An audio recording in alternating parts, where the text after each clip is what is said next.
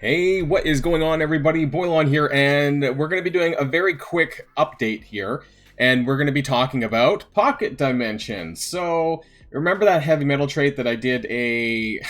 I want to call it fantasy football, but apparently I don't know what fantasy football is. But anyways, I did some guessing on some of the characters, and I got about a third of them right. So we're going to be talking about the exact amount of characters that are going to be available for this. Also, it is going to be starting tomorrow, Friday, at store reset time. So it's coming very, very quick, which means that you guys need to get ready ASAP for this. You can see it in here now, available Friday at store reset time. So less than 24 hours to get your characters ready.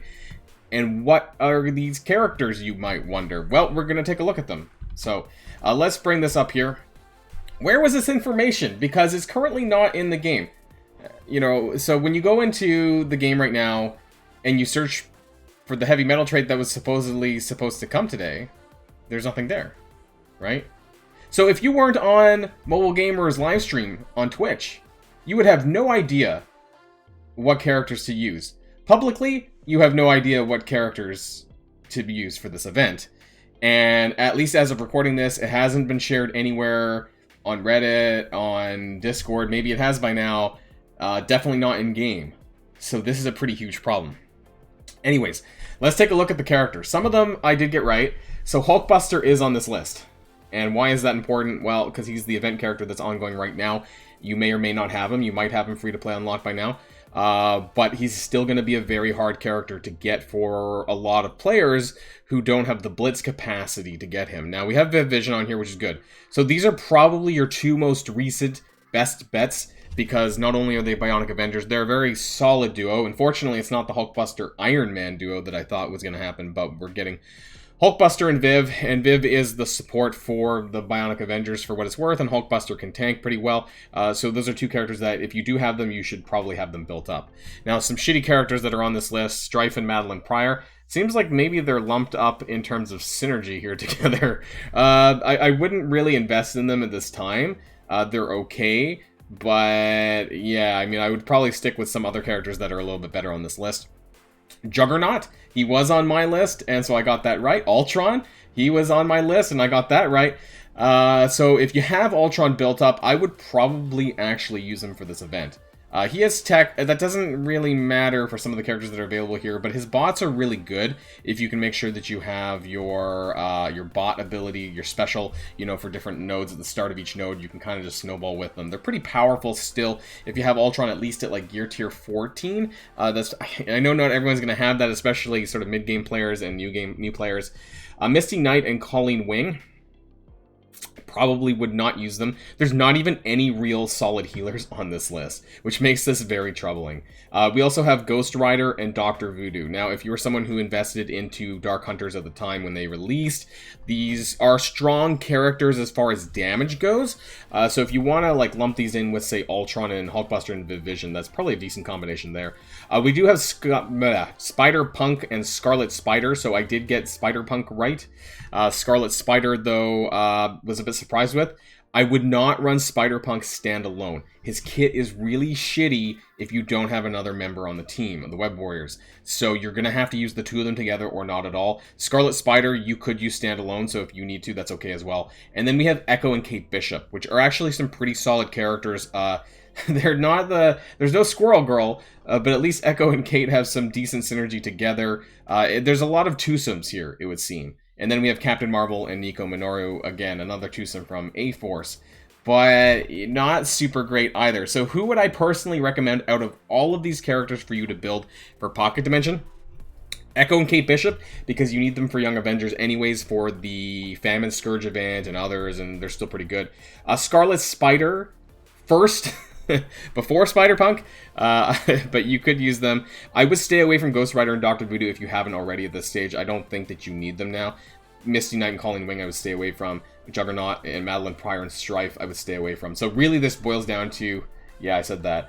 Hulkbuster, Viv Vision, Ultron, Spider-Punk, Scarlet Spider, Echo, Kate Bishop. That's 7 characters. So, yeah, hopefully that you can have 5 of these 7 and you're okay. The problem is some of these are not farmable. So who's not really farmable? Echo and Kate Bishop are not currently farmable. Nico Minoru's not farmable. If you even wanted to, Dr. Voodoo's not farmable, Madeline Pryor's not farmable. So actually a third of these characters, and of course the Bionic Avengers as well. So a good third to half of these characters are not even farmable. So you have to kind of take what you can get, but I just still would not invest in some of these shittier characters that are kind of been left behind at this point. So I'd be careful with that. Let's go back over, though, in terms of what I thought was going to happen. If I can I... There we go. So these are the characters that I thought maybe we got. Hulkbuster, so that's check. None of these other meta characters made the list, apparently. Colossus didn't even make the list, which was a little bit surprising. Spider-Punk did make the list. We had Ghost Wolverine, and I had Ultron made the list. Ebony Maw, Rescue, and then Juggernaut. So we actually, was that 4? Spider-Punk, Ultron, Juggernaut, Hulkbuster. Okay, yeah, I didn't even get... Yes, I only got 4. Wow, that was pretty poor. Poor guesses on my part, apparently. Some of these I don't really see as heavy metal. I think they just pulled some characters out of the hat. I, personally, for my baby account, and I want to talk about this from a sort of newer, a mid-game experience. You know, I hope that you can do it. Because Pocket Dimension, I cannot understate how important it is to do Pocket Dimension. So you get gear tier 16 and 15 fully crafted gear pieces. They're worth the amount of money, gold, in-game gold, that these are valued at. I did this before, and it was something like 500 million gold.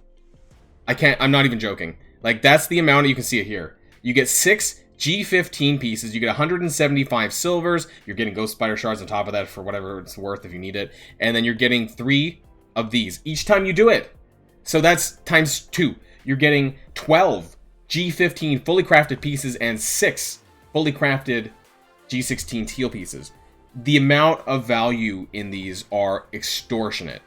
Is that the right? Did I say that? I don't know. It doesn't matter. Plus all the catalysts, because we still need a shit ton of orange catalysts as well. The teal catalysts are there. All of the other stuff. The amount of money, in-game gold, if you were to buy this all out of the supply store, which you probably wouldn't anyways, but it would be worth about 500 million gold, which is crazy. And so by missing this, you're being set back quite a bit.